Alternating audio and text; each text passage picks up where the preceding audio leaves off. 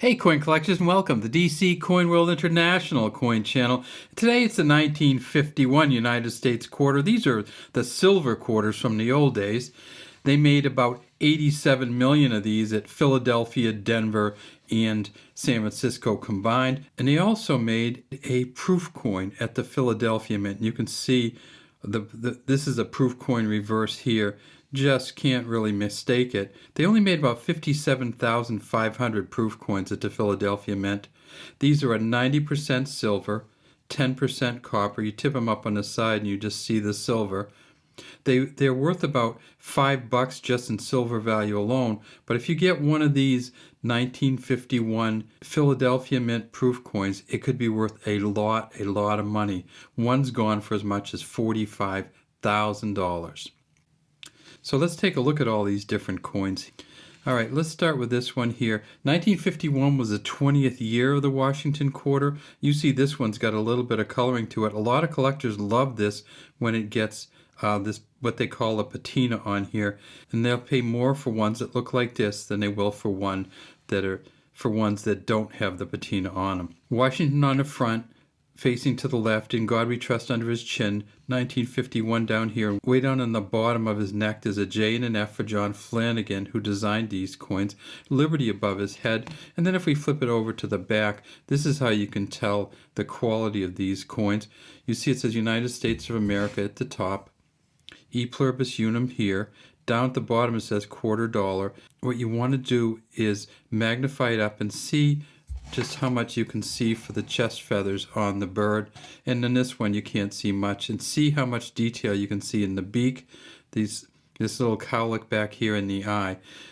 Some of the 1951 quarters were not pressed that well. And so you get one like this. It's in pretty good shape.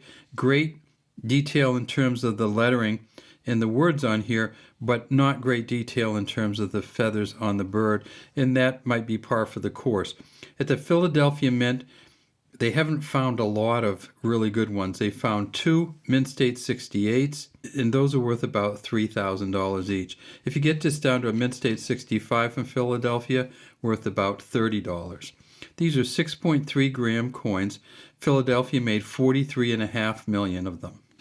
At the Denver Mint, and you can tell Denver because it has the D down here, no mint marks on the front on these. They're all on the back if they have one. At the Denver Mint, they made $35.4 million.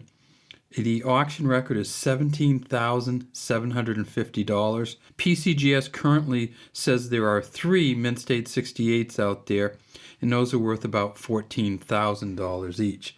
And then next, they still made these coins in regular circulation in 1951 at the San Francisco Mint. It wasn't until 1955 that they went away from the San Francisco Mint regular circulating coins. United States of America, all the same stuff, but this nice looking S down here. They made $9 million. The auction record is $14,950. Currently, PCGS has graded 6 Mint State 68s, and those go for about $10,500.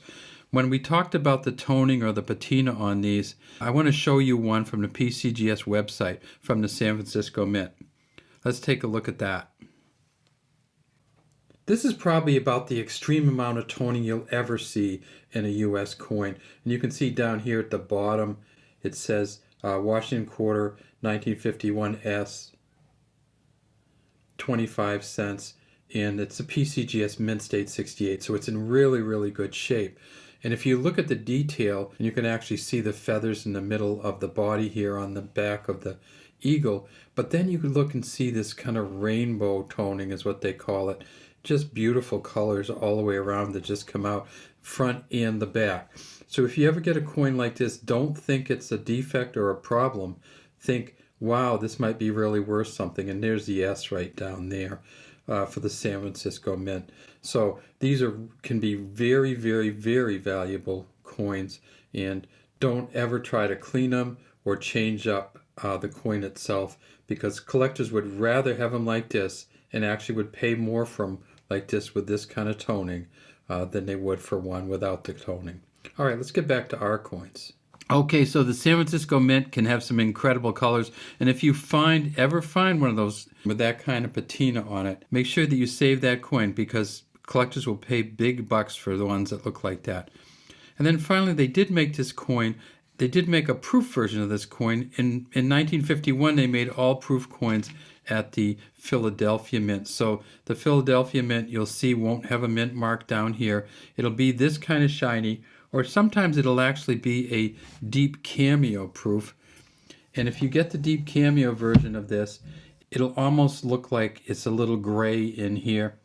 The deep cameo version has gone for as much as $45,000 at PCGS for a proof 68. They've only seen one of them so far.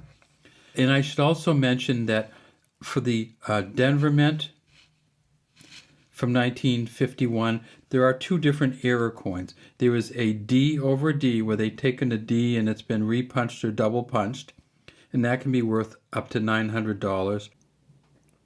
If you want to find a double punch mint mark on these coins from 1951, you really have to magnify it up. And so this is the 51D, and we can see the D here. But you can't really tell by eye. But then when you magnify it up, you see that there's this little bit of extra material down here. And you can also see the dent where it got hit so hard. So these repunched mint marks are not going to be easily identifiable. In fact, sometimes only an expert's going to be able to tell that that's a repunched mint mark.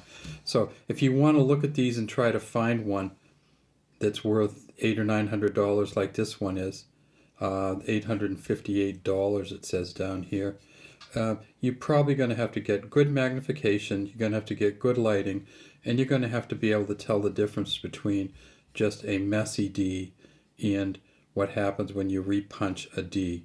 You can see this one here has a little bit in the middle.